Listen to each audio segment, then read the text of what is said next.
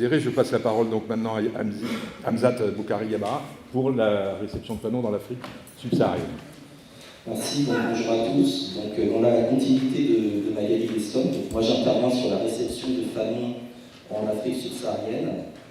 Je commencerai par dire qu'on ne peut pas dissocier les écrits de Fanon des lieux et de la période dans lesquelles il a vécu. Celle de la conférence afro-asiatique de Bandung, la révolution cubaine, le non-alignement, et bien évidemment les décolonisations et les luttes pour l'indépendance. Ce qui fait qu'il est extrêmement difficile de penser Fanon en Afrique subsaharienne en dehors de l'histoire du militantisme.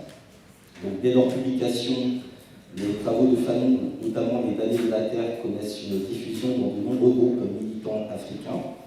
Fanon, qui a toujours été très critique à l'égard de la gauche française, devient très rapidement un auteur de référence pour toute la gauche africaine, mais également pour des milliers de jeunes qui sont passés par la Fédération des étudiants d'Afrique noire en France et qui retournent ensuite sur le continent africain. Fanon n'est pas un inconnu aux yeux de l'élite intellectuelle africaine. Fanon est également une source incontournable de la diffusion du marxisme en Afrique, non pas pour son approche théorique et dogmatique, mais pour sa capacité à dévoiler le système impérialiste, capitaliste et raciste fondé sur l'accumulation par dépossession. Les leaders paysans et syndicalistes africains ont une connaissance de l'œuvre de Fanon, connaissance qui atteint également le petit peuple et le lumpenprolétariat dans des proportions réelles mais souvent inconnues.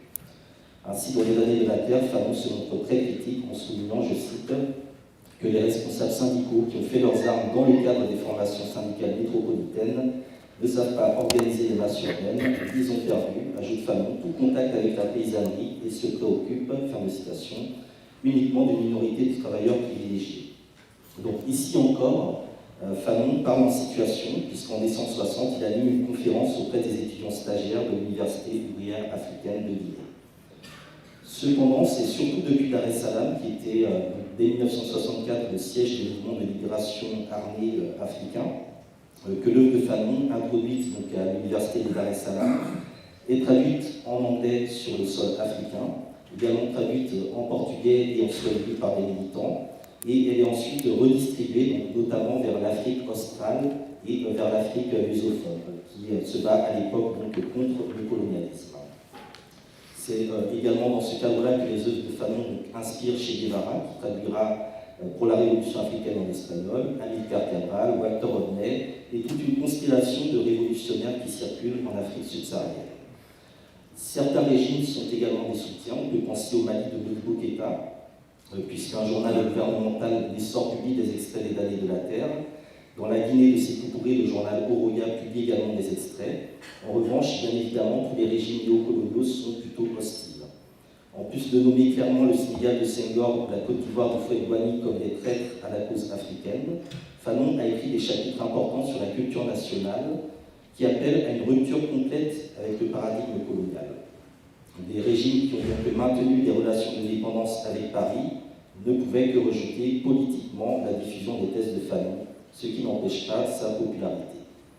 En 1966, au Sénégal par exemple, Senghor organise le Festival mondial des arts nègres en présence d'Aimé Césaire, qui exprime des réserves sur l'utilisation politique de la négritude par Senghor. 2 ans plus tard, c'est en lisant notamment les critiques de Fanon sur Senghor que les étudiants de l'Université de Dakar déclenchent un mouvement social parallèle au mai 68 français. C'est ici qu'il faudrait explorer davantage de connexions. Nous avons des analyses sur les relations entre Césaire et Fanon, Césaire et Senghor, Senghor et Cheikh Anta Diop, mais la relation entre Fanon et Cheikh Anta Diop est à valoriser. Fanon et Diop articulent parfaitement la culture nationale avec la conscience historique pour donner justement une synthèse du processus de désaliénation nécessaire en Afrique subsaharienne. Un autre enjeu de la résonance de Fanon en Afrique subsaharienne est la décolonisation de l'histoire de l'Afrique, l'introduction de l'histoire du panafricanisme et la réappropriation par les Africains du rôle d'acteurs de leur propre histoire. Ceci n'est pas une utopie puisque des pays comme le Brésil ou la Jamaïque ont déjà choisi cette orientation.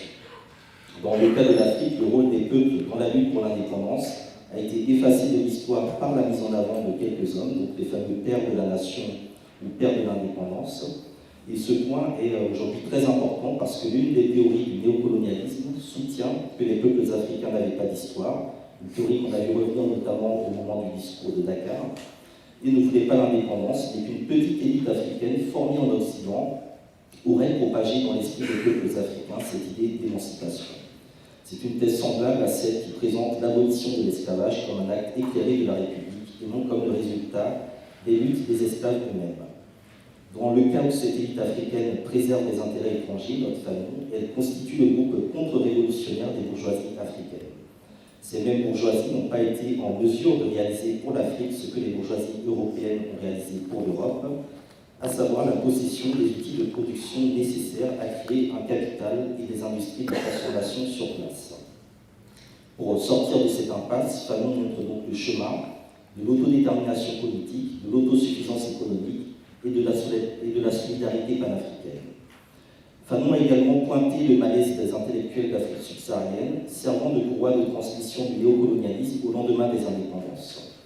Certes, Cabral a enrichi les propos de Fanon en affirmant, je cite, que la petite bourgeoisie révolutionnaire doit être capable de se suicider comme classe pour ressusciter comme travailleurs révolutionnaires complètement identifiés avec les aspirations profondes du peuple auquel ils appartiennent. Cependant, le point fort de Fanon est sa capacité à interpeller. Dans Les damnés de la terre, Fanon explique que chaque génération doit, dans une relative opacité, découvrir sa mission, l'accomplir ou la trahir. Puisqu'il revient donc à chaque génération de se réaliser, la pensée de Fanon ne peut être que actuelle, elle ne peut que rester actuelle. La formule de ce devoir exprime donc la quête, le sacrifice, la transmission, l'effort et enfin l'alternative. Soit vous allez jusqu'au bout de la découverte, à la recherche de la vérité, soit vous y renoncez pour suivre la trahison.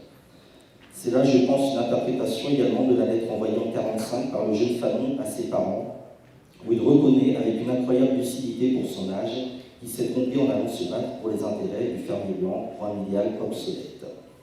Sa lettre de démission auprès du gouvernement français de l'Algérie est également importante car elle témoigne d'un engagement sans compromission ni compromis. Or, trop rares sont les personnes qui reconnaissent leurs erreurs suffisamment tôt et qui changent réellement de vision du monde. La grande bataille de Fanon sera donc la bataille de la décolonisation. On pourrait penser que l'approche de Fanon serait aujourd'hui trop frontale dans le contexte d'une mondialisation qui agite les drapeaux du vivre ensemble tout en construisant des murs. Je pense bien au contraire qu'il existe au sein de la jeunesse africaine des formes de ressentiment et d'injustice légitime par rapport à l'actualité. L'intérêt de l'analyse psychiatrique de Fanon et de ses différents messages à la jeunesse pour la révolution africaine est justement de documenter ce ressentiment pour permettre de s'imprégner de l'histoire faite de violence afin de mieux s'en libérer. C'est là exactement le principe de la désaliénation. Dans un premier temps, il faut se libérer, et dans un second temps, il faut oublier les vieux réflexes et enfin avoir la capacité de refuser d'obéir lorsque le maître invite l'esclave à manger à la table. C'est une vision que retiendront beaucoup de militants africains et également afro-américains, par exemple Malcolm X, dans sa fameuse formule critique sur l'esclave libéré qui finit par revenir auprès de son maître qui n'en demandait pas tant. Donc l'importance de continuer à diffuser Fanon en Afrique réside dans le fait que même les intellectuels africains n'ont pas encore accompli cette révolution de la décolonialité qui est décrite en 3 temps dans les années de la Terre. Dans une première phase, intellectuel colonisé prouve qu'il a assimilé la culture de l'occupant. Dans un deuxième temps, le colonisé est ébranlé et décide de se souvenir. Dans une troisième période de combat, le colonisé va au contraire secouer le peuple. Je pense que l'œuvre de Fanon, et je suis même certain, pour un jeune Africain, est un électrochoc absolument nécessaire. Pour nous tous, c'est une interpellation sur la conformité de nos choix, qu'ils soient carriéristes ou militants. Elle interpelle plus généralement sur les alternances entre ce qui peut apparaître, notamment en Afrique, comme des formes de passivité ou d'agressivité un jour, ou des marques d'inertie et de spontanéité un autre jour. La lecture de Fanon ne doit pas être une mode, mais une manière d'être. En effet, il se dégage des écrits de Fanon le sentiment d'une certaine humilité, une capacité à s'intéresser aux plus faibles, un réel sens de l'empathie, qui fait par exemple défaut à la quasi-totalité des chefs d'État africains aujourd'hui. Il y a bien évidemment eu des exceptions, je pense notamment à Thomas Sankara, mais là encore, l'urgence qui anime l'œuvre et la vie de Fanon contraste avec des formes de nonchalance qui caractérisent les pouvoirs africains installés depuis trop longtemps. Pour enchaîner, je dirais qu'à chaque fois que l'exploitation et le néocolonialisme avancent, les nouvelles générations redécouvrent l'œuvre de Fanon. En Afrique, il y a une continuité de sa pensée dans de nombreux mouvements de jeunes qui se revendiquent notamment du panafricanisme. Pour Fanon, l'unité africaine devait se faire dans la lutte contre le colonialisme, puis ensuite dans le cadre d'un gouvernement à l'échelle du continent. Il appelle à une solidarité en fait, une solidarité d'action, une solidarité concrète en hommes, en matériel, en argent. Il annonce que l'Afrique sera libre, oui, mais il faut qu'elle se mette au travail, qu'elle ne perde pas de vue sa propre unité. Fanon n'est donc pas un partisan de l'unité sur le papier ou dans les textes, et sa vision de l'unité est celle qui facilite les contacts et la circulation des peuples, celle qui consiste à ouvrir les frontières et complémentariser les économies et le travail. Lire Fanon aujourd'hui en Afrique est donc l'occasion d'avoir un bilan sans appel sur les indépendances. Si émancipation rime avec libération et reconstruction, si indépendance rime avec renaissance et autosuffisance, aucune indépendance africaine ne remplit les critères fanoniens. Depuis 1960, les États africains ont constamment tourné le dos au projet de l'unité africaine pour s'engager en rang dispersé dans des partenariats avec des institutions financières internationales ou des États déjà coalisés. Comme le craignait Fanon, la suite est donc une longue attaque pour escamoter le panafricanisme avec la création du syndicat des chefs d'État de l'Organisation de l'Unité africaine qui maintiendra les divisions, ainsi que des pratiques radicales qui feront disparaître de la scène Oben Ndebe et Félix Bouillet au Cameroun, Barthélemy Boganda en Centrafrique, Patrice Lumumba au Congo, Amilcar Cabral en Guinée, etc., etc., etc. Pour autant, je peux témoigner personnellement d'une forte demande de la jeunesse sur le continent africain pour parler et débattre de toutes les figures panafricaines, y compris de Fanon et en premier lieu de Fanon. Les éditions africaines du Forum social mondial, donc Bamako 2006, Nairobi 2007, Dakar 2011 et même Tunis, puisqu'on est obligé de se limiter à la question de la géographie, confirment également la large actualité de Fanon. Le temps imparti est trop court, mais sachez que de la Côte d'Ivoire au Kenya, du Soudan à Madagascar, toutes les crises qui ont éclaté en Afrique ces 25 dernières années possèdent des clés d'analyse dans l'œuvre de Fanon et justifient que l'on continue à diffuser Fanon, bien évidemment en Afrique, mais également en Occident. Quelques exemples sur la question identitaire. Il existe sur le continent africain une problématique de la dépigmentation qui conduit certains gouvernements à interdire en vain la vente de produits qui éclaircissent la peau. Il serait bien évidemment bien plus pertinent d'inscrire au programme scolaire le peau noire masculin de Fanon pour traiter cette question à la racine. Un autre exemple concret, une crise comme celle du virus Ebola en Afrique de l'Ouest rappelle l'avertissement de Fanon. Pour Fanon, la santé publique doit être conçue comme une politique au service de l'homme et non des intérêts financiers. Les populations frappées par le virus, et même celles qui n'étaient pas concernées, ont subi une stigmatisation violente de la part des médias. Alors que le virus était confiné à 3 pays, des psychoses ont éclaté dans le monde entier, assimilant tout noir à un porteur de virus. Pour répondre à la crise, les Cubains ont envoyé des médecins, les Américains ont envoyé des militaires et les laboratoires pharmaceutiques ont bénéficié d'importantes retombées financières. L'absence de structures sanitaires de base comme les dispensaires, les toilettes ou les combinaisons stériles résulte des conséquences des programmes d'ajustement structurel imposés aux pays africains depuis les années 80. Il est en tout cas plus que jamais important de penser la question de la santé publique à l'échelle panafricaine et d'inscrire les méthodes d'enseignement de Fanon dans les écoles de formation du personnel médical africain ou du personnel médical occidental qui est voué à se déployer en Afrique. Les rencontres autour de Fanon auxquelles j'ai pu participer dans ma vie de jeune chercheur militant ont toujours été des rencontres riches avec des hommes et des femmes, des jeunes et des moins jeunes, des individus et des collectifs. Et surtout, ces rencontres sont réellement des partages d'expériences et des banques de projets très stimulants sur le continent africain. Pour la jeunesse africaine, Fanon est peut-être légèrement en retrait par rapport à Sankara ou Lumumba. Je pense que les archives de Fanon sont bien évidemment moins connues que celles des deux personnages précités.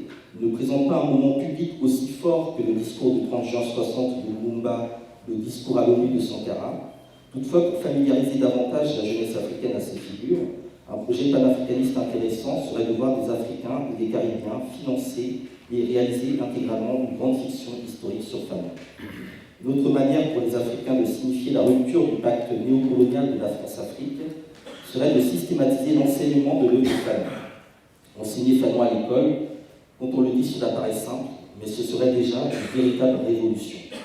Plus que l'histoire ou la politique, ce sont la psychiatrie et la philosophie qui dominent le parcours universitaire de Fanon.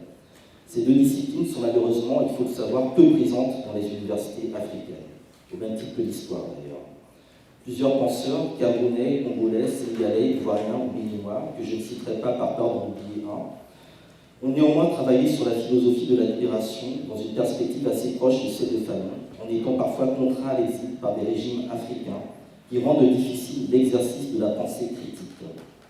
Il est en tout cas difficile d'être suffisamment nombreux à penser et agir en même temps pour atteindre cette fameuse masse critique qui peut changer le rapport de force. L'œuvre de Fanon est à la fois transversale du point de vue disciplinaire et donc d'une certaine manière subversive à l'égard des disciplines imposées. Mais comment faire pour que la nouvelle génération arrive au niveau de maturité qui permet de transformer qualitativement la société? Une révolution des systèmes scolaires et universitaires africains est fondamentale parce que l'émancipation de l'Afrique,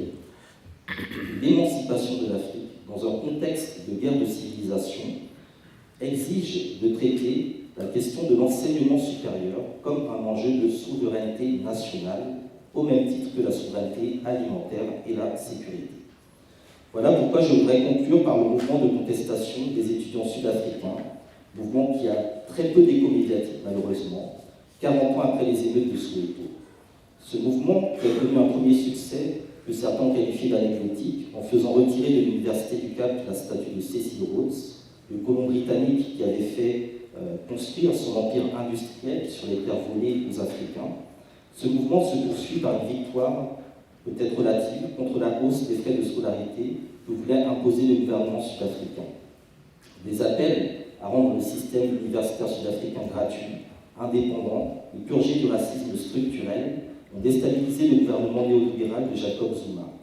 Le pouvoir est surpris de voir que ces étudiants sud-africains, qui sont pourtant la première génération à ne pas avoir vécu l'apartheid, font référence à la fameuse charte de la liberté de 1955 pour revendiquer notamment la nationalisation des services de base.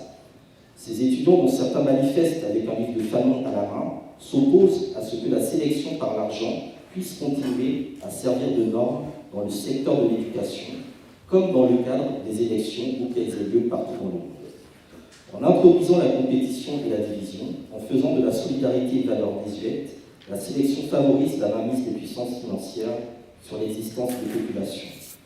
C'est donc en cela que l'introduction dans toutes les écoles africaines de l'œuvre de Fanon, également dans les milieux militants, mais également de l'œuvre de Charlotte Diop, de Walter Rodney et bien d'autres, serait à la fois une véritable victoire du panafricanisme, mais aussi le meilleur moyen de lancer concrètement le projet auquel Fanon a consacré sa vie, le projet de la création d'un homme nouveau. Je vous remercie.